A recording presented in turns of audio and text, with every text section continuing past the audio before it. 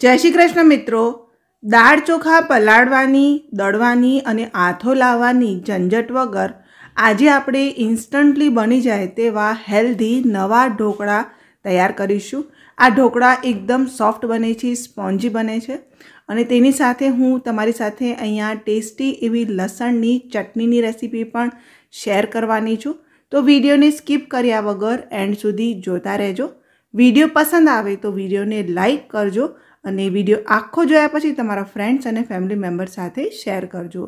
આવા બીજા નવા વિડીયોઝ જોવા માટે ચેનલને સબસ્ક્રાઇબ કરી બાજુમાં આપેલું બેલ આઇકન પ્રેસ કરજો। અઠવાડિયામાં હું 4 દિવસ નવી નવી રેસિપીના વિડીયોઝ પોસ્ટ કરતી રહું છું। તો સૌપ્રથમ અહીંયા મેં પાલક લીધી છે। એક નાનું બંચ જે પાલકનું આવે ને તે મેં લીધું છે અને ડાળખી તેની મેં કાઢી લીધી છે અને પાણીથી 3 થી 4 વખત મેં તેને ધોઈ લીધી છે, કારણ કે પાલકમાં માટી વધારે હોય તો તેને સારી રીતે ધોવું ખૂબ જ જરૂરી છે। હવે સૌપ્રથમ મેં અહીંયા 15 કળી લસણની ન્યુટ્રી બ્લેન્ડરના જારમાં એડ કરી છે। તેમાં મેં 4 લીલા મરચાં ઉમેર્યા છે અને જે પાલક મેં ધોઈને રાખી હતી એ પાલક હું આની અંદર એડ કરી લઉં છું।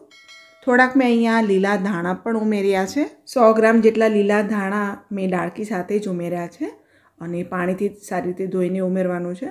અત્યારે મેં આ જારમાં થોડુંક પાણી પણ ઉમેરી લીધું છે અને હવે આપણે તેને ગ્રાઇન્ડ કરી અને તેની એક સ્મૂથ પેસ્ટ બનાવી લઈએ। તો અગારોના આ માર્વેલ ન્યુટ્રી બ્લેન્ડરમાં એક સેફ્ટી ફીચર આપવામાં આવે છે, જ્યાં સુધી તમે જારને મોટર ઉપર લોક નથી કરતા ત્યાં સુધી તે ઓન નથી થતું। અને અહીંયા જોઈ શકાય છે કે આમાં એકદમ ફાસ્ટ ગ્રાઇન્ડિંગ થાય છે। ફક્ત અને ફક્ત 45 સેકન્ડમાં જ એકદમ સરસ સ્મૂથ પેસ્ટ બનીને તૈયાર થઈ ગઈ છે। આ ન્યુટ્રી બ્લેન્ડર જો તમારે પરચેસ કરવું હોય તો લિંક તમને ડિસ્ક્રિપ્શન બોક્સમાં મળી જશે। તો અહીંયા જોઈ શકાય છે કે એકદમ સરસ સ્મૂથ પેસ્ટ બનીને તૈયાર થઈ છે। આ પેસ્ટને આપણે એક મોટા મિક્સિંગ બાઉલમાં આ રીતે ઉમેરી લઈએ। હવે ત્યારબાદ આપણે અહીંયા 1.5 કપ જેટલી સૂજી લેવાની છે। તો જે મોટી સૂજી આવે તે જ મેં અહીંયા લીધી છે, રવાનો ઉપયોગ નથી કર્યો। જો તમારી પાસે રવો હોય તો તે પણ લઈ શકાય, પણ कोशिश करजो कि तमे जे नॉर्मल मोटा दाणावाड़ी सूजी आवे तेनो उपयोग करो। तेनाथी ढोकळा जे छे ते खूब ज सरस बने छे, सॉफ्ट बने छे अने एकदम स्पॉन्जी बने छे अने एनुं टेक्स्चर पण एकदम सरस आवे छे। तो पहला आपणे सूजी अने आ पेस्टने सारी रीते मिक्स करी लीधुं अने हवे हूँ तेनी अंदर आ रीते 1/2 कप जेटलुं दહીં उमेरी रही छुं। आ दહીંને पण आपणे सारी रीते पहेला मिक्स करी लईए। अत्यारे आ बेटरमां हूँ पाणी नथी उमेरी रही, बस आ रीते पालकनी जे पेस्ट बनावी हती अने जे दही उमेर्युं तेने ज मैं सारी रीते मिक्स करी लीधुं छे। पहला आपणे आ बेटरने थोड़ीवार माटे रेस्ट पर राखीशुं, लगभग 15 मिनिट माटे, अने 15 मिनिट थई जाए त्यारबाद आपणे तेनी कन्सिस्टन्सी चेक करीशुं अने त्यारबाद आपणे जरूर पड़े त्यारे ज आपणे तेमां पाणी उमेरीशुं। तो पाणी उमेरीए ए पहेला हूँ अत्यारे 1 લીંબુનો रस उमेरी लઉં છું, कारण के आपणे आ ढोकळा इन्स्टंटली बनावी रह्या छीए એટલે ઢોકળાની અંદર આથાની ખટાશ ના હોય એટલા માટે મેં તેમાં દહીં પણ ઉમેર્યું હતું અને એક આખું લીંબુ ઉમેર્યું છે। સ્વાદ પ્રમાણે મેં તેમાં 1 ચમચી જેટલું મીઠું ઉમેરી લીધું છે અને પહેલાં આપણે આ રીતે તેને મિક્સ કરી લઈએ। ફ્રેન્ડ્સ, ઘણા સમયથી તમે લોકોએ કોમેન્ટ સેક્શનમાં જય શ્રી કૃષ્ણ નથી લખ્યું। જે લોકો અમારા રેગ્યુલર વ્યુઅર્સ છે એ લોકો કોમેન્ટમાં જય શ્રી કૃષ્ણ લખશે। તો બેટરમાં પાણીની જરૂર લાગી રહી છે એટલે મેં અત્યારે 4 થી 5 ટેબલસ્પૂન જેટલું પાણી ઉમેર્યું છે અને તેને હું આ રીતે મિક્સ કરી લઉં છું।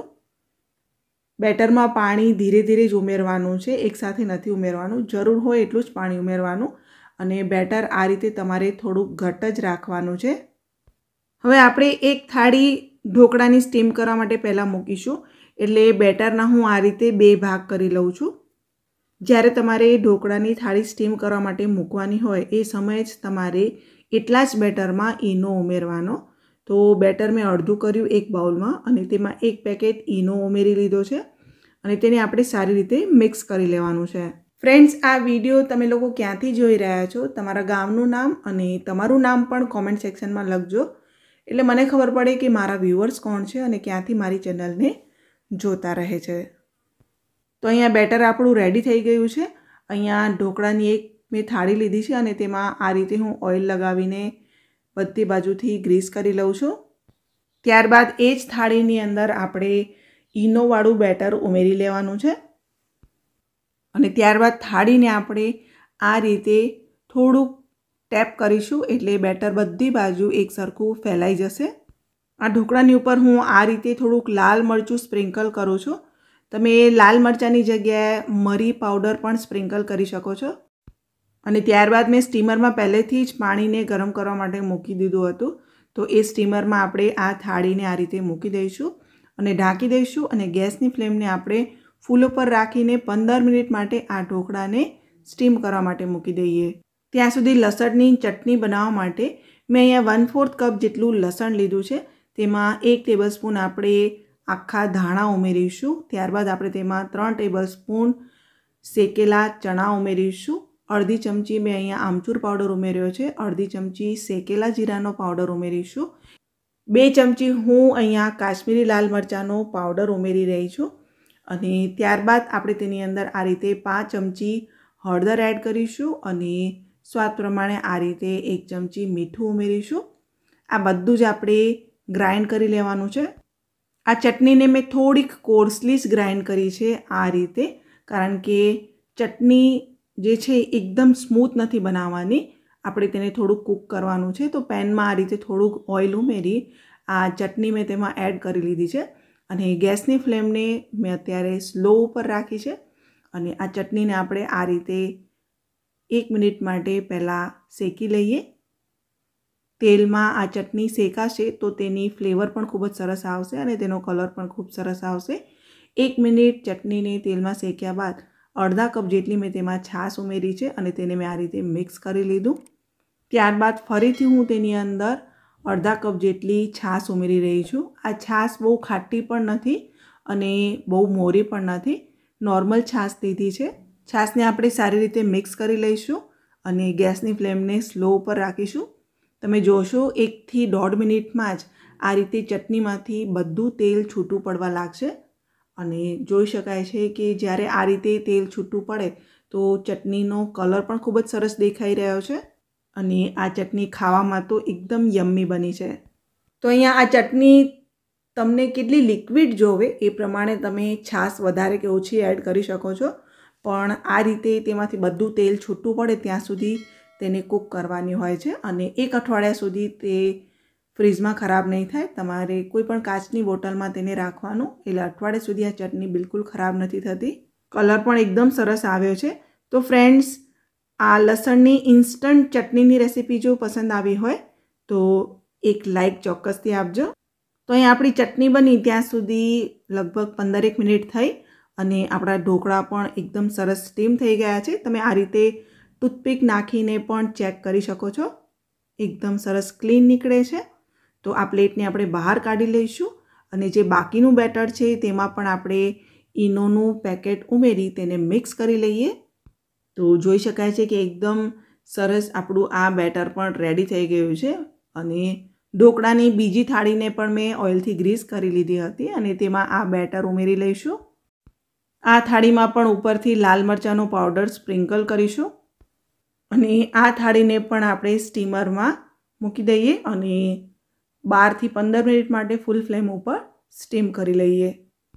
તો અહીંયા જે મેં પહેલાં થાળીને સ્ટીમ કરી હતી તે એકદમ સરસ ઠંડી થઈ ગઈ છે અને તેને આપણે આ રીતે કટ કરી લઈએ. તો ઢોકળાની થાળી થોડીક ઠંડી થાય ત્યારબાદ જ તેમાં આ રીતે કટ લગાવવાના. આ ઢોકળા ગરમ ગરમ ખાશો ને તો ખૂબ જ ભાવશે, પણ જો થોડાક ઠંડા થાય અને તમારે તેની ઉપર વઘાર કરવો હોય તો આ રીતે 2 ટેબલસ્પૂન તેલ ગરમ કરી તેમાં અડધી ચમચી રાઈ, 2 લીલા મરચાં અને થોડાક મીઠા લીમડાના પાન ઉમેરી આ વઘારને આપણે ઢોકળા ઉપર બધી બાજુ ફેલાવીને ઉમેરી લેવાનું છે. તો ફ્રેન્ડ્સ, જો રોજ લાઈવ ઢોકળા ખાઈને કંટાળ્યા હોય તો આ પાલકના નવા ઢોકળાની રેસીપી ટ્રાય કરજો. ખૂબ જ ટેસ્ટી બને છે અને હેલ્ધી તો છે જ. અહીંયા ઉપરથી મેં થોડાક લીલા ધાણાથી પણ તેને ગાર્નિશ કરી લીધું છે. તો ફ્રેન્ડ્સ, હેલ્ધી પાલકના ઢોકળાની રેસીપી પસંદ આવી હોય તો વિડીયોને એક લાઇક ચોક્કસથી આપજો. તમારા ફ્રેન્ડ્સ અને ફેમિલી મેમ્બર સાથે શેર કરજો. આવા બીજા નવા વિડીયોઝ જોવા માટે ચેનલને સબસ્ક્રાઈબ કરી બાજુમાં આપેલું બેલ આઇકન પ્રેસ કરી ઓલ નોટિફિકેશન પ્રેસ કરજો. આ વિડીયો જો તમે મારા ફેસબુક પેજ પર જોઈ રહ્યા છો તો મારા ફેસબુક પેજને ફોલો કરી બાજુમાં આપેલું બેલ આઇકન પ્રેસ કરી ઓલ નોટિફિકેશન પ્રેસ કરજો. ફરીથી મળીશું એક નવી રેસીપી સાથે. ત્યાં સુધી તમને બધાને મારા જય શ્રી કૃષ્ણ.